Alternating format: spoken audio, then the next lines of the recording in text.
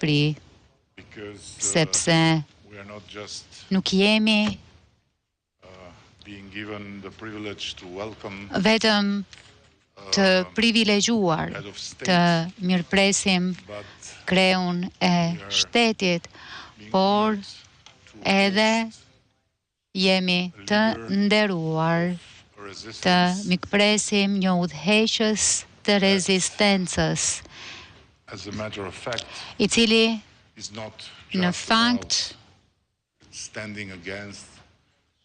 e çka nuk ka vetëm të bëj me qëndresën kundër një agresioni brutal kundër atë dheut të vet, por qëndron në të njëjtën kohë për demokracinë kundër ëndrrës neo-imperialiste që kërkojnë të ndërtojnë.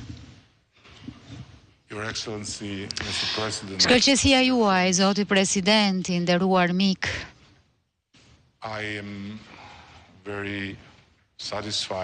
jam shumë i kënaqur që sot patëm mundësinë të theksojmë qëndrimin ton, jo vetëm si një vend, si Shqipëria, por si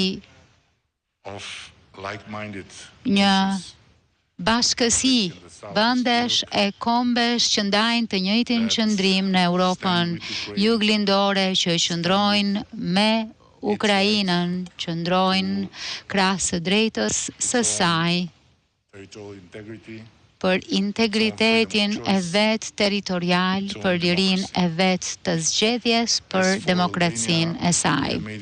Sa i takon Shqipërisë, kemi bërë shumë të qartë dhe jam mjaft krenar të them se nuk është vetëm qeveria, nuk është vetëm parlamenti, nuk janë vetëm institucionet, por para së gjithash është i gjithë kombi, i gjithë populli i vendit ton, që qëndron krah Ukrainës dhe e mbështet Ukrainën në mënyrë të palëkundur. Ne do të vazhdojmë të qëndrojmë krah Ukrainës e ta mbështesim atë për aq kohë sa kjo do të jetë e nevojshme e për aq kohë sa të ndodh një paqe që zgjat. Sigurisht, Shqipëria është një antare krenare edhe pse e vogël e NATO-s dhe së bashku me të gjithë aleatët tanë të NATO-s, por po kështu së bashku me të gjithë partnerët tanë nga Washingtoni në Bruxelles, kemi dënuar agresionin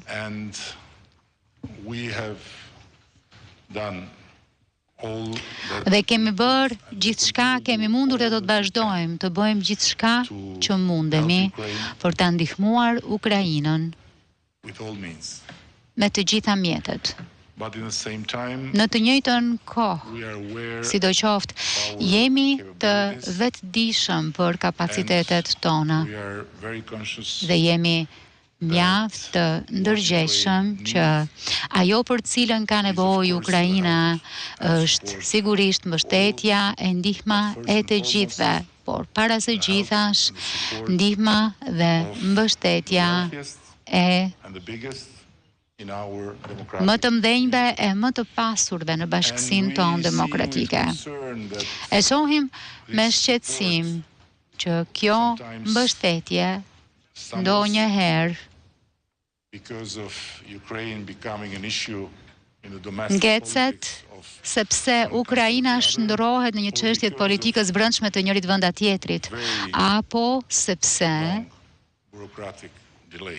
ndodhin vonesa shumë të gjata burokratike. Por nëse demokracitë kanë procedurat e tyre dhe demokracitë janë më të vështira e më komplekse për të punuar dhe për të sjell rezultate.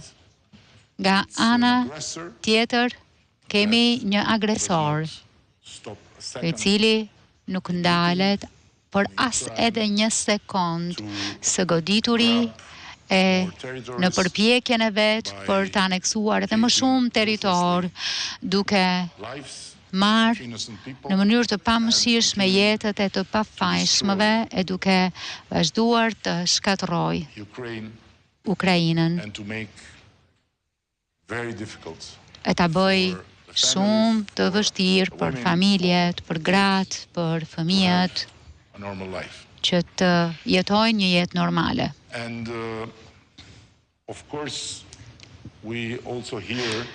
Sigurisht dëgjojmë edhe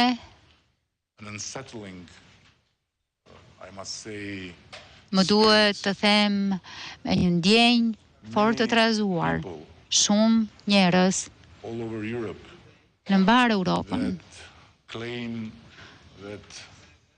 që deklarojnë se të ndihmosh, të mbështesësh Ukrainën, të japësh Ukrainës mjetet për të mbrojtur kombin e vendin e vet, është ajo çka po nxit vazhdimsinë e luftës. Ata pretendojnë se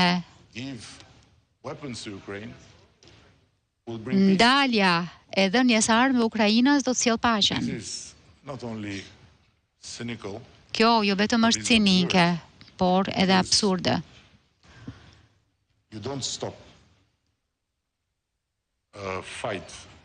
Sepse nuk e ndal luftën duke çarmatosur viktimën, e ndal luftën duke ndalur agresorin. Japse, dua të përfitoj nga ky rast që të them të gjithë atyre që duan të dëgjojnë se Ukraina meriton të mbështetet e të ndihmohet me të gjitha mjetet e nevojshme për t'i rezistuar e për t'u siguruar që çdo paqe që do të vijë pas kësaj lufte të jetë një paqe e drejtë. Një paqe e drejtë që mbështetet kryesisht në parimet e planit 10 pikësh të president Zelenskit, të cilin e mbështesim, e duam ta shohim të diskutohet thellësisht në mënyrë serioze nga të gjitha kombet e bashkësia e tyre.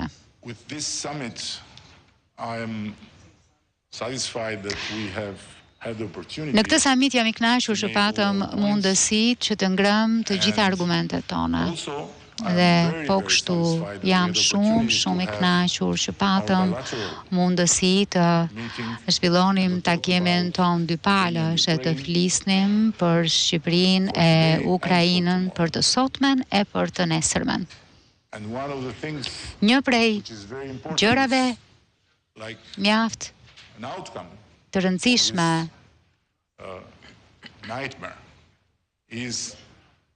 që duhet jetë rezultat që del nga ky maks është që miqësia jonë farkëtohet përmes zjarrit dhe për brezni të tëra.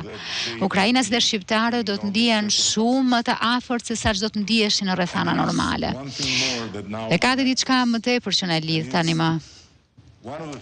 Është një prej atyre gjërave që në sytë e mi dëshmon se sa shumë ka dështuar me planin e tij Vladimir Putini, sepse në vend që të merremi peng e të qeverisen, në vend që të merret peng e të qeveriset nga renegat pas një pushtimi të shpejtë, Ukraina po negocion me Bashkimin Evropian e është bërë pjesë e këtij grupi vendesh nga Ballkani Perëndimor deri në Moldavi e deri në Ukrainë, të cilat janë të gjitha së bashku në një rrugtim për t'u anëtarësuar në Bashkimin Evropian.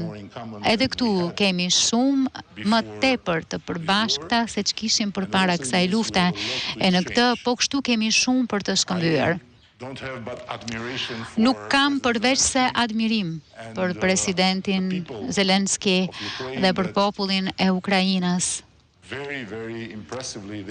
që në mënyrë shumë breslënëse po i bëjnë këto të dyja gjërat bashkë. Nga njëra anë po luftojnë kundër një agresorit pamëshirshëm, e nga ana tjetër po punojnë që të reformohen, po punojnë që të ecin përpara në procesin e integrimit në Bashkimin Evropian.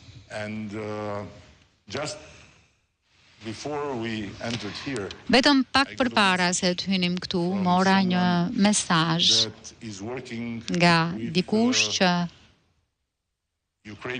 po punon me institucionet ukrainase për të ngritur një fond të teknologjisë së lartë. Ajo më shkroi, të lutem, thuaj presidentit se i gjithë ekipi ynë, që është ekip perëndimor, është absolutisht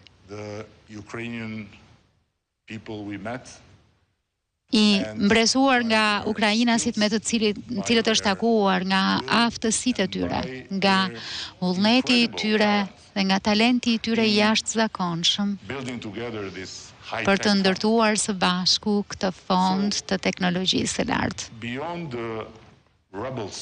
Kështu, përtej rënojave të raketave ruse, përtej plagëve të ushtarëve Ukrainas, përtej vdekjes së shkatrimit, është një vend që po mendon e po punon çdo ditë për të ardhmen. Kështu që nuk mund të jemi më të privilegjuar e krenar se kaq, që të jemi miq me këtë kombë, e të ndihemi më pranë me këta njerëz, dhe të përfytyrojmë të ardhmen tonë si një të ardhme ku jemi mes miqsh të vërtet, e sa më shumë të jetë e mundur me qëra fjala në cilën e kemi këtë miqësi me Ukrainën. Zoti President, unë e di që në të gjithë këtë periudhë kohë mes shumë gjërave që duhet të bësh, të duhet të dëgjosh edhe shumë fjalime, të është dashur të dëgjosh shumë fjalë të bukura. Por dua që të më besoni plotësisht se gjithçka keni dëgjuar nga unë e nga ne vjen nga zemra.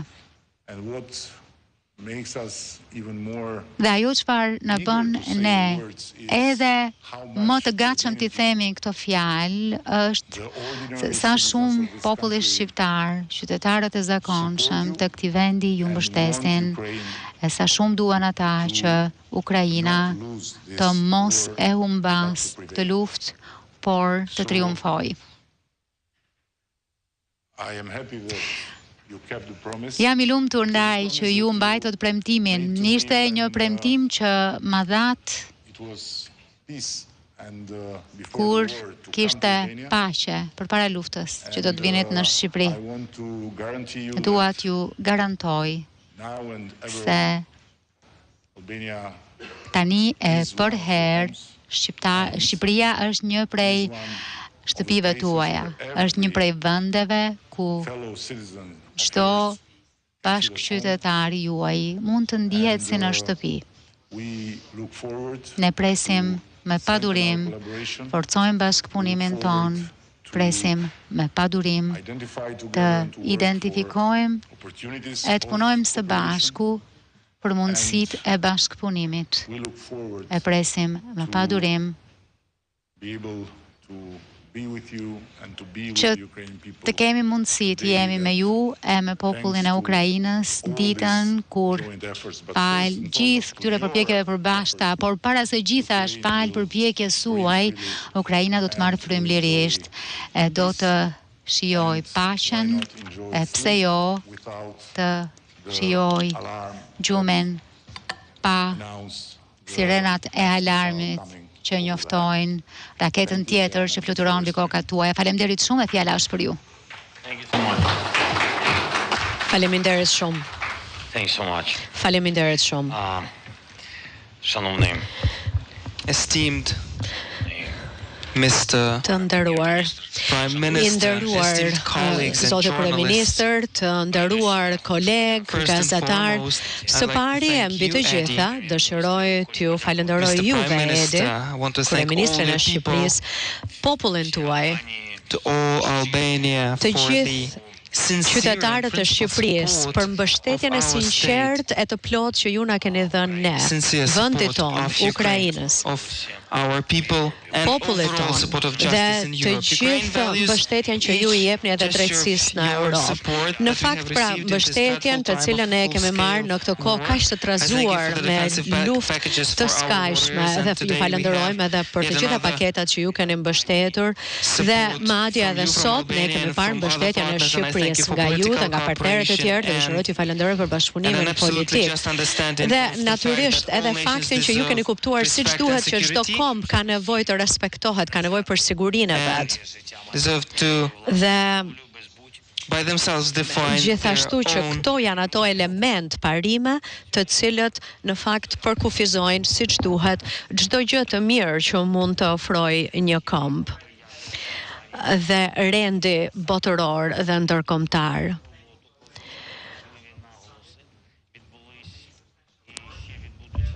Ju kërkojmë ndjes, nuk dëgjohet përkthimi në gjuhën angleze.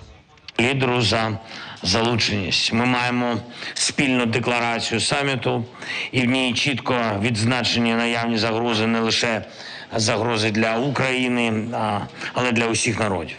Російська війна проти нашої держави є спробою знищити не лише нашу незалежність, а загалом міжнародний порядок, в якому кожна нація має право жити вільно та заслуговує на повагу. Путін не поважає нікого і не хоче дозволяти нікому жити вільно. Ndjes nuk dëgjohet përkthimi në anglisht. І саме тому, якщо його не зупинити зараз, він буде розширювати цю агресію. Україна підкреслює, ми всі у Європі маємо бути готовими захищати свій суверенітет, національну гідність та спосіб життя наших народів. Кожен зараз під загрозою у такої Росії значний інструментарій дестабілізації.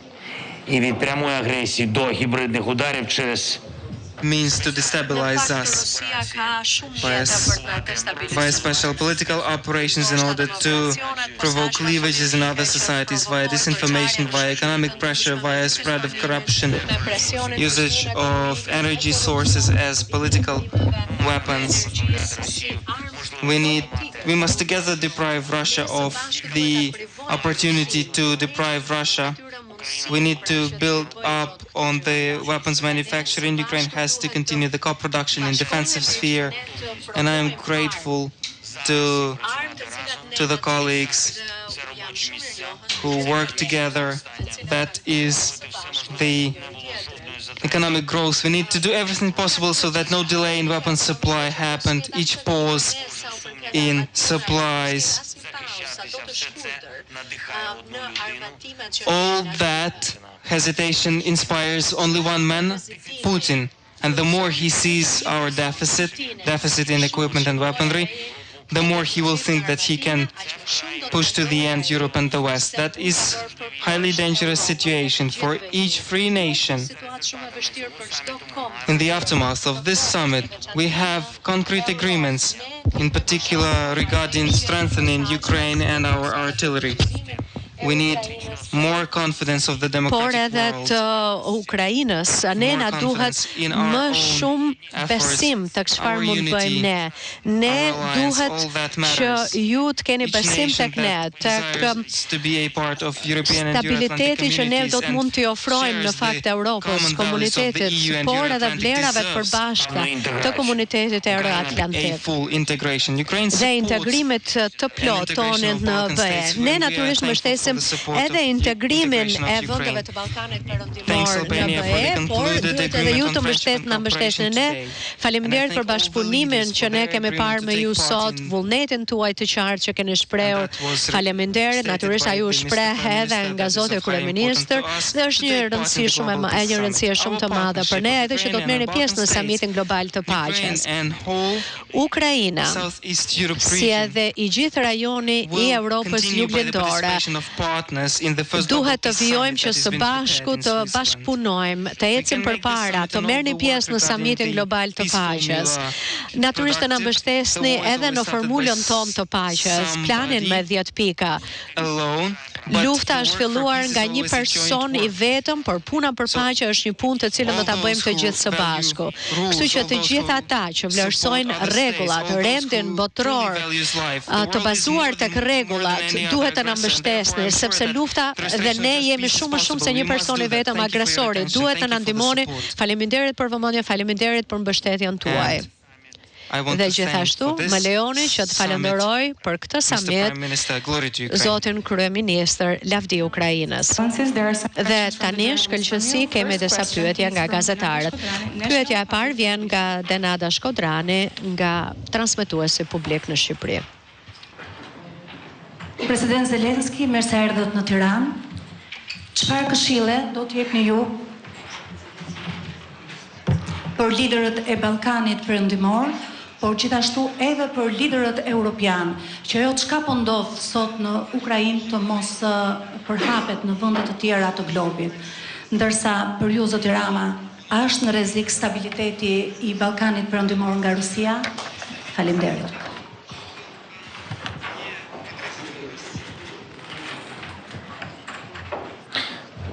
Дякую за ваше запитання.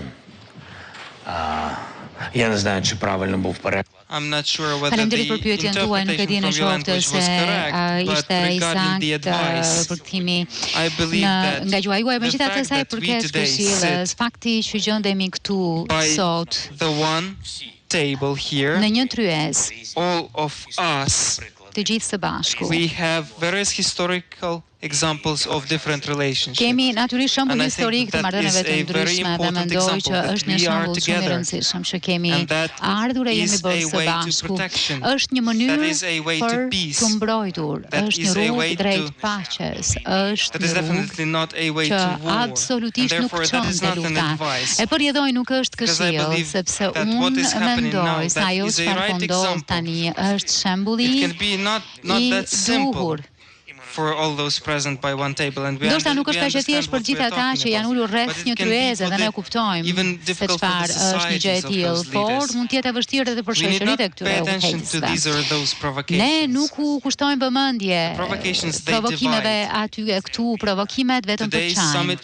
Samiti i sotëm ka të bëjë me bashkimin dhe mendoj se shtetet e Ballkanit duhet të jenë së bashku sot. Mendoj se Rusia do të bëjë diçka që destabilizojë. Në fakt nuk e ka gëlltitur situatën në Ukrainën dhe nuk ja ka dalë. Dhe në fakt u jam shumë mirënjohës shteteve tuaja partnerëve në botë, gjithë ata që e kanë ndihmuar Ukrainën të shndrohet fort.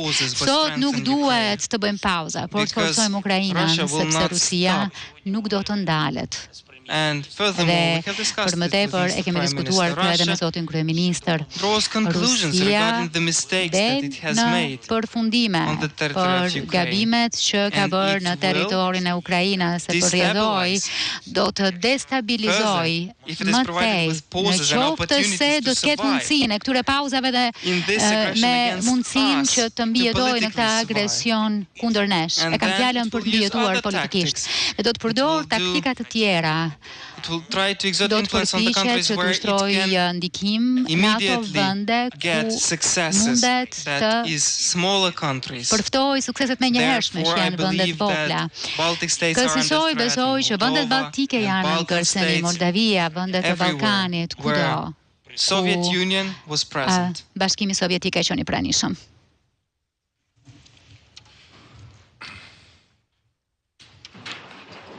I was very privileged to Kam qenë mjaft i privilegjuar që kam folur e kam diskutuar me presidentin about exactly that.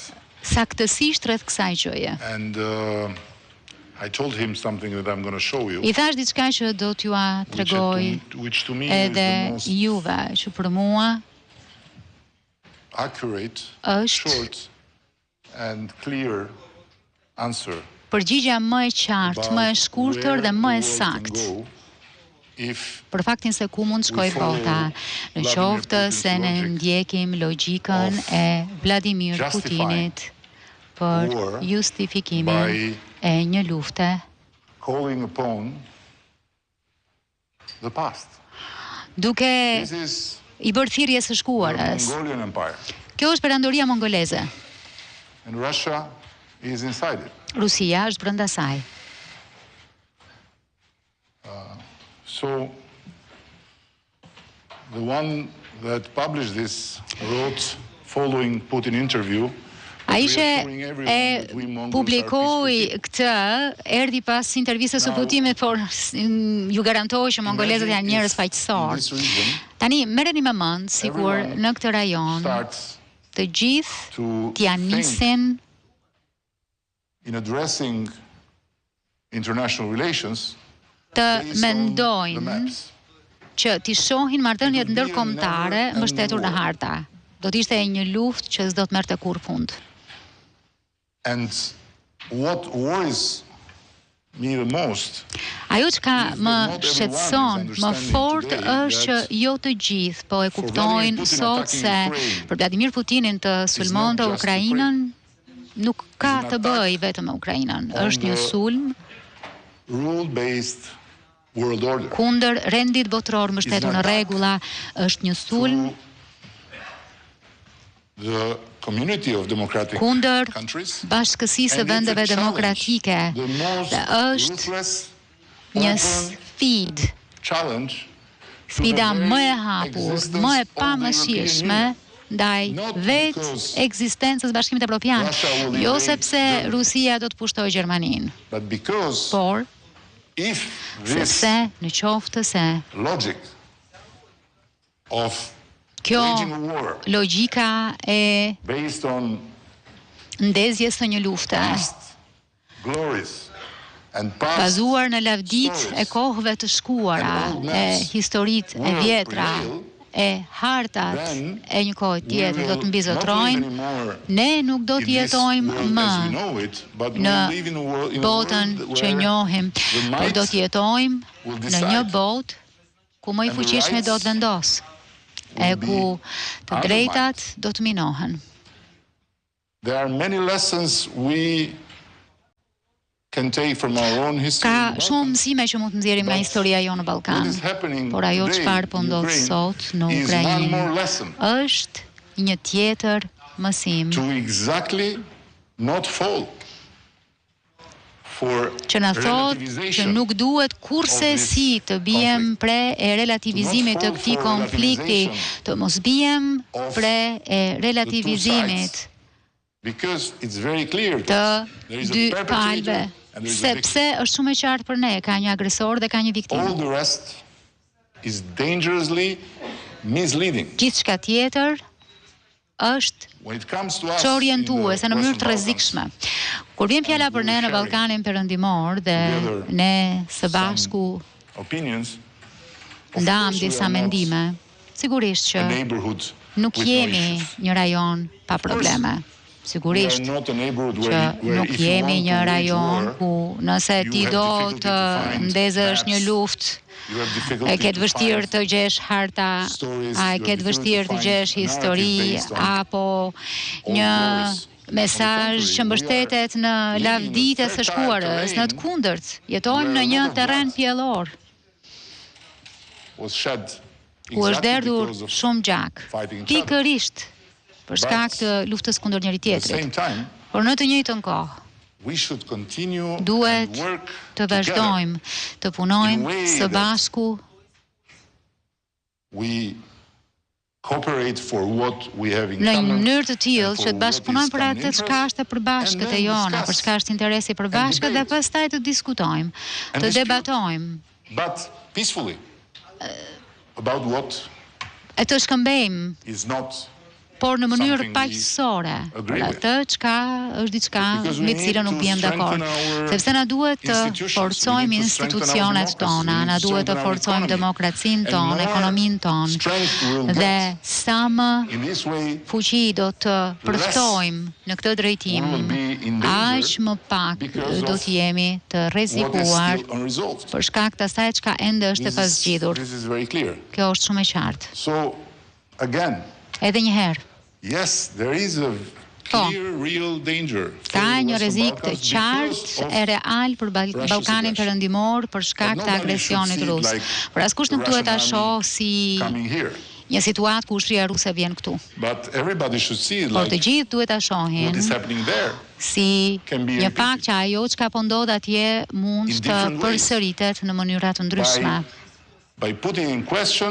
Duke vënë në pikë pyetje vetë themelet e rendit ton botror mbështetur në rregulla, që në fakt nuk është një botë ku kush është më i madh, kush është më i fortë, kush ka më shumë ushtar mund të shkojë e të pushtojë atë që është më i vogël, që është më i dobët e që ka më pak ushtri. Kjo është mesjet. Kjo është mesjet.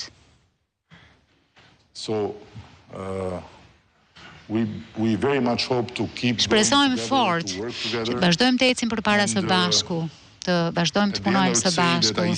Në fund doja të thoja që e shoh Ukrainën, lidhjen me këtë komunitet vendesh që aspirojnë të hyjnë në Bashkimin Evropian si një vlerë e shtuar, sepse Ukraina vjen në këtë lidhje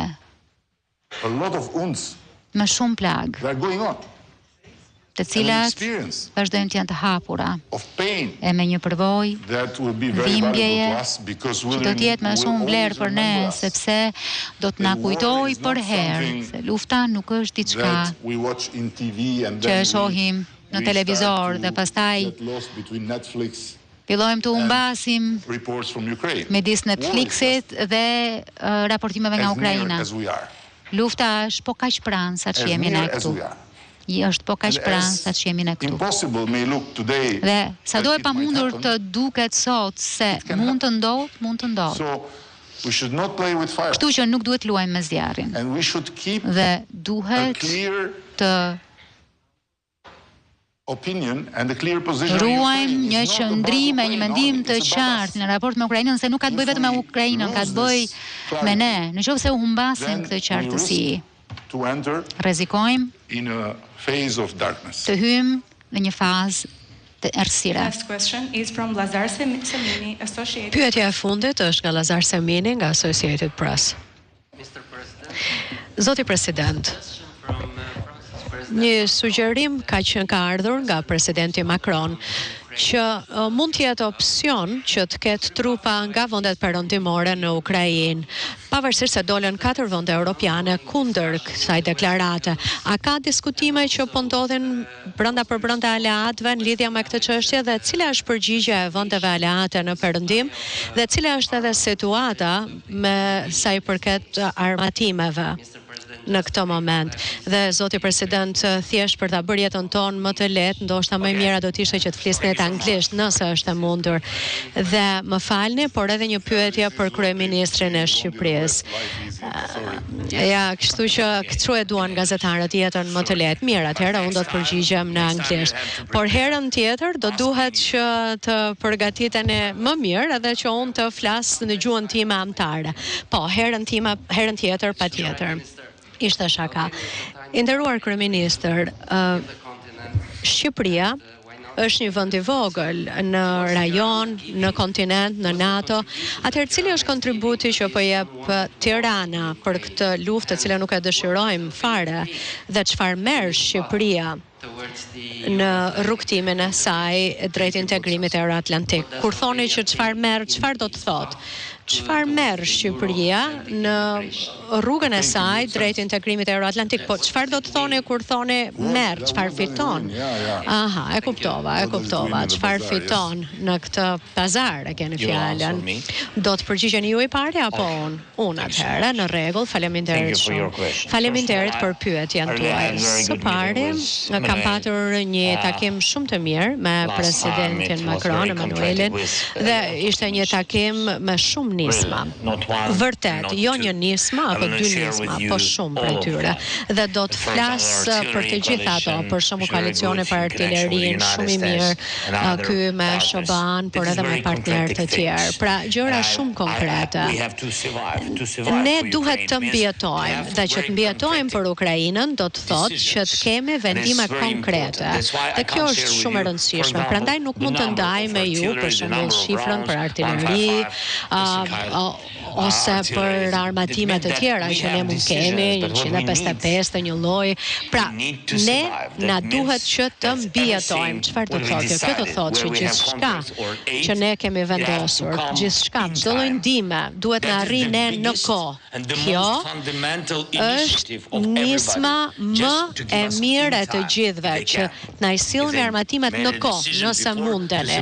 Pra, nëse është marrë vendimi që të na mbështesni, atëherë kjo është çështja që lind. Dhe nëse ne do të fitojmë apo jo, do të varet nga kjo pikë.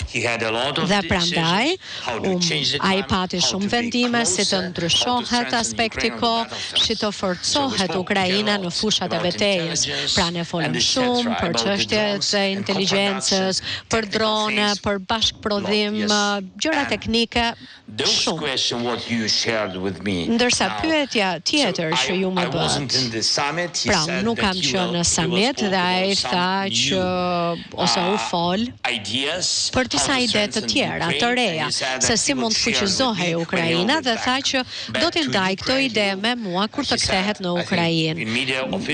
Më duket më tha që zyrtarisht do të vinë në Ukrainë në mes të këtij muaji ose të muajit tjetër, se në cilin muaj jemi? Në mars atëherë, në mes të marsit do të kthehet. Pra, nga data 24 shkurt, të gjitha ditët janë njësoj dhe janë një ditë vetme për ne, prandaj më falni se nuk e mbaj mend datën e sotme. Dhe mendoj që ai do të ndajë këto ide të tij me mua kur të takohemi, dhe atëherë do të mund të përgjigjem pyetjes tuaj, sepse do të njoh me hollësi planin e tij. Po gjëja më e rëndësishme për të kuptuar është që kur ne ndajmë me njëri tjetrin nisma, iniciativa nga më të ndryshmet, të gjitha këto janë, si me thënë, hapi I dytë, I katërt, po hapi I parë është mbrojtja, pra që ne të jemi të fortë në front. Dhe është e rëndësishme kjo, sepse tashmë ne kemi disa pyetje për këto paketa me partnerët tanë. Partnerë europian dhe SBA-n, dhe natyrisht që falenderojmë SBA-n për udhëheqjen që ato kanë treguar, por edhe për partnerët europian, edhe për partnerë të tjerë europianë si Mbretëria e Bashkuar. Por sot ama është e rëndësishme për ne që të vazhdojmë të qëndrojmë të fortë, sepse nuk kemi as kohë as alternativa, sepse të gjithë ne na duhet që të përballemi me një vrasës. Thjesht vrasës. Kaq. Hitleri. Pjesa 2. Hitleri, pjesa 2. Në rast se po flasim për Netflixin, bëhet fjalë. Pra, është vërtet një rrezik I madh që I kanoset jetës tonë. Dhe unë nuk do doja kurrë që të ndodhe kundërta, po unë besoj që të gjithë ne duhet përgatitemi të përse, që të jemi të fortë, të përgatitemi për luftë apo për paqe. Nuk është aq e rëndësishme, po është e rëndësishme që të përgatitemi për hapat e tjerë që do të ndërmarr Putini. Në rast se nuk e bëjmë këtë, ose në rast pra se ne duam që ai të mos t'ja dalë mban, atëherë ne duhet përgatitemi që ai të zbrapset, ne duhet përgatitemi për luftë.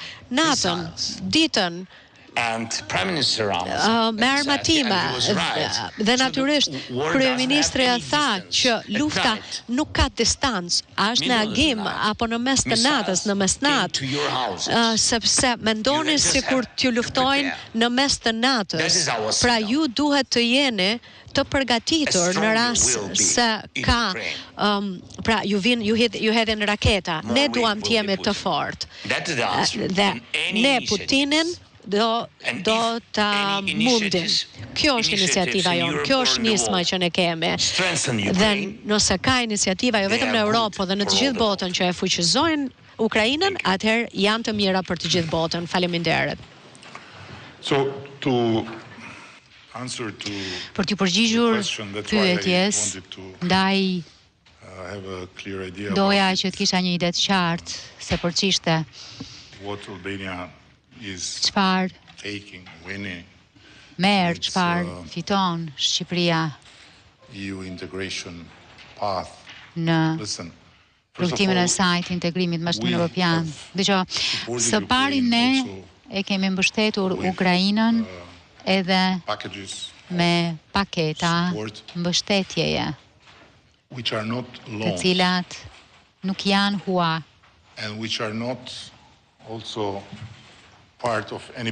A nuk janë as pjesë e ndonjë biznesi, kur nuk i kemi kërkuar Ukrainës të paguajë mbrapsht ndonjë gjë nga ato çka kanë marrë prej nesh.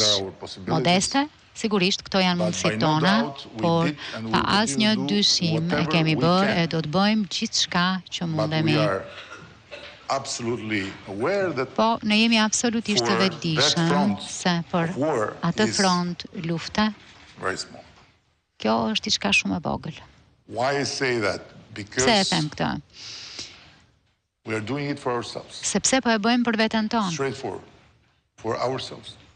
Drejt për drejt kështu, për veten tonë. Ky nuk është kërcënim ekzistencial vetëm për Ukrainën. Ky është kërcënim ndaj gjithçkaje që ne mendojmë se duhet të jetë e ardhmja jonë. Dhe kjo nuk është retorik. Nëse duam një të ardhme në Bashkimin Evropian, duam Bashkimin Evropian. Nuk duam të shohim Bashkimin Evropian të shpërbëhet.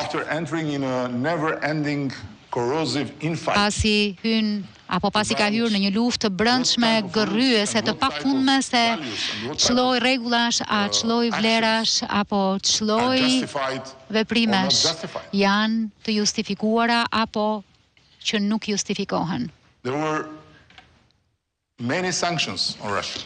Ka pasur shumë sanksione kundër Rusisë, por sigurisht ne e dimë që varësia nga gazi rus, varësia nga nafta ruse nuk është kaq e thjeshtë. Rritja e çmimeve, rritja e kostos së jetesës në vendet më të pasura janë pjesë e planit për ta bërë opinionin publik që të nisë të thotë hë tani. Nuk mund të vazhdojmë të mbështesim Ukrainën. Tani na duhet kjo tjetra. Problemi në fakt është se në qoftë se i merr një të varfër për diçka, nuk është se kjo do ta bëjë të ndryshojë mendje, por po ti marrë diçka një të pasuri, i pasuri mund të çmendet. Mund të humbas mendjen. Kështu që llogaria është shumë e qartë. Dhe për ne, ky është kyçi. Ne po kërkojmë të bashkohemi me Bashkimin Evropian, por në të njëjtën kohë po kërkojmë që të bëjmë paqe, të kemi bashkëpunim të plotë në këtë rajon që është në zemër të Bashkimit Evropian. Ballkani Perëndimor është i vetmi realitet. Ndryshe nga Ukraina, që rrethohet me kufi të BE-s. Dhe Bashkimi Evropian është i vetmi realitet në histori që ka dy kufi, një të jashtëm e një të brendshëm. Ne jemi brenda Bashkimit Evropian fizikisht, por jemi jashtë Bashkimit Evropian politikisht. Ndaj duam të integrohemi plotësisht me këtë trup, dhe nuk duam të shohim këtë organizëm të shpërthej, sepse with no future. It's very clear.